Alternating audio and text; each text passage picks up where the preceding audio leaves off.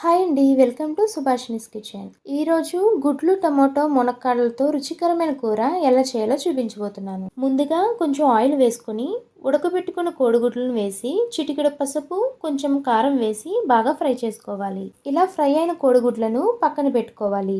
ఇందులోనే ఒక స్పూన్ వరకు ఆయిల్ వేసి అర టీ స్పూన్ జీలకర్ర వేసి బాగా ఫ్రై చేయాలి. ఒక కప్పు ఉల్లి ముక్కలు అలాగే కొంచెం సాల్ట్ వేసుకొని ఫ్రై చేసుకోవాలి. ఇది బాగా ఫ్రై అయిన తర్వాత కొంచెం కరివేపాకు 4 వరకు పచ్చిమిర్చి వేసి బాగా ఫ్రై చేసుకోవాలి. తరువాత ఒక కప్పు వరకు టమాటా ముక్కలు వేసి బాగా మగ్గించాలి.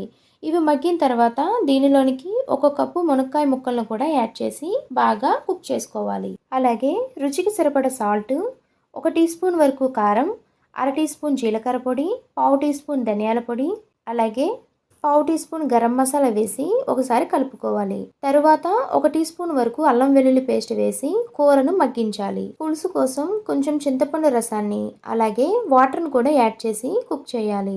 ఇలా ఉడుకుతున్న పులుసులో వేయించుకున్న కోడిగుడ్లను వేసి చివరిగా కొత్తిమీరను వేసి సర్వ్ చేసుకోవడమే. అంతేనండి, తక్కువ టైంలో ఈజీగా చేసుకొని ఈ గుడ్డు ములక్కాడ టమాటా కర్రీని మీరు కూడా ట్రై చేసి మీకు ఎలా కుదిరిందో మా కామెంట్లో తెలియజేయండి. మరిన్ని టేస్టీ వంటల కోసం సుభాషిణీస్ కిచెన్ని సబ్స్క్రైబ్ చేసుకోండి.